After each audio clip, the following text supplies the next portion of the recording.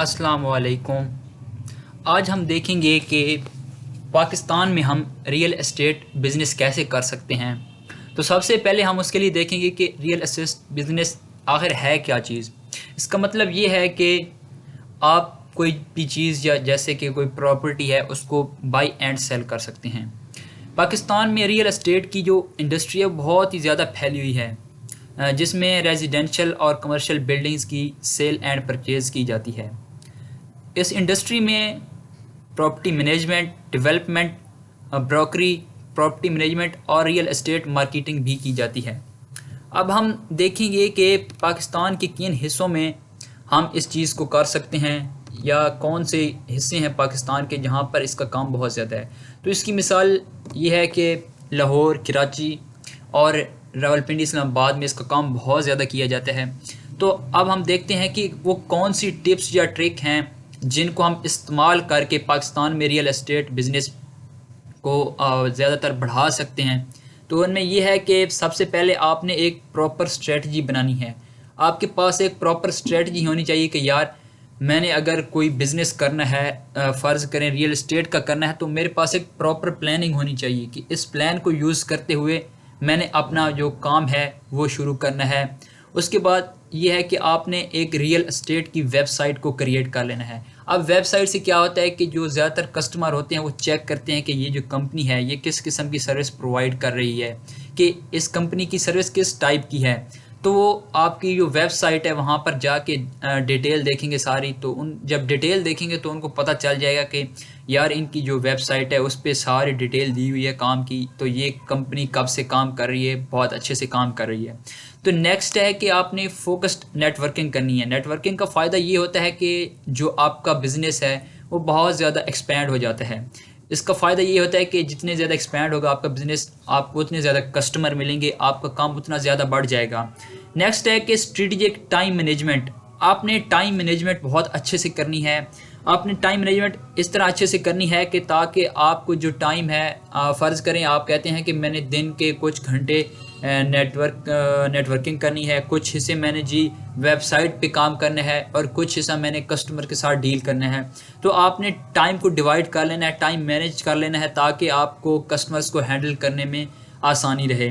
Next है कि आपने ईमेल कैंपेन्स को रन करना है। ईमेल कैंपेन्स रन करने का फ़ायदा ये होता है कि अगर आप जी किसी कंपनी के पास या वेबसाइट के पास जाएंगे, आप उनको बोलेंगे कि जो लोग रियल एस्टेट का बिज़नेस करना चाहते हैं या उसको इस काम की तलाश है, तो आप उनकी ईमेल उनसे मंगवाएंगे और ईमेल मंगवा के आप फिर इनको ईमेल सेंड करेंगे। नेक्स्ट आपने करना है जी सोशल मीडिया मार्केटिंग या सोशल मीडिया का यूज़। आजकल देखें हर बंदा ये सोशल मीडिया को यूज़ कर रहा है। हर बंदे के पास सोशल मीडिया है, यानी फेसबुक हो गई, यूट्यूब हो गई, ट्विटर हो गई, इंस्टाग्राम हो गया। तो तकरीबन मोस्टली लोग यूज़ करते हैं। तो आप अपना जो बिज़नेस है उसको एक्सपेंड करने के लिए सोशल मीडिया मार्केटिंग कर सकते हैं। नेक्स्ट है कि आपने न्यू टेक्नोलॉजीज़ को यूज़ करना है। न्यू टेक्नोलॉजीज़ को यूज़ करके आप अपने काम को ज़्यादा बढ़ा सकते हैं, आप उसकी एक्यूरेसी कर सकते हैं। नेक्स्ट है आपने रियल एस्टेट असिस्टेंट को हायर कर लेना है। अब आपको रियल एस्टेट का काफ़ी इल्म है, लेकिन ये इल्म आपके लिए काफ़ी नहीं होता। कभी कभी आपको एक असिस्टेंट की ज़रूरत पड़ जाती है। असिस्टेंट का ये होता है कि वो आपके काम को काफ़ी हद तक मैनेज कर लेता है, यानी आप अगर एक साइड पे बिज़ी हैं तो वो आपके काम को मैनेज कर लेगा, काफ़ी अच्छे से कर लेगा। अब हम नेक्स्ट देखते हैं कि इन पॉइंट्स को यूज़ करके हम अपने जो बिज़नेस है वो कैसे ग्रो कर सकते हैं या कैसे हमारा जो काम है ज़्यादा एक्सपेंड होगा। तो ये कुछ पॉइंट्स हैं। उनमें सबसे पहला पॉइंट यही है कि मेक ए प्रॉपर स्ट्रेटजी।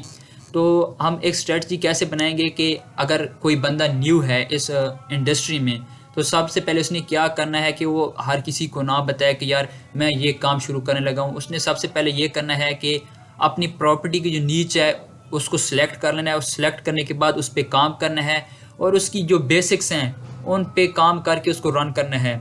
अब रियल एस्टेट मार्केटिंग इन दिनों में काफ़ी ना पॉपुलर है, क्योंकि अब ज़्यादातर लोग यही काम कर रहे हैं, प्रॉपर्टी डीलिंग का काम कर रहे हैं। तो ये काफ़ी एक हॉट बिज़नेस चल रहा है आजकल। नेक्स्ट ये है कि इसको हर बंदा भी नहीं कर सकता, क्योंकि ये काम बहुत ही मुश्किल होता है।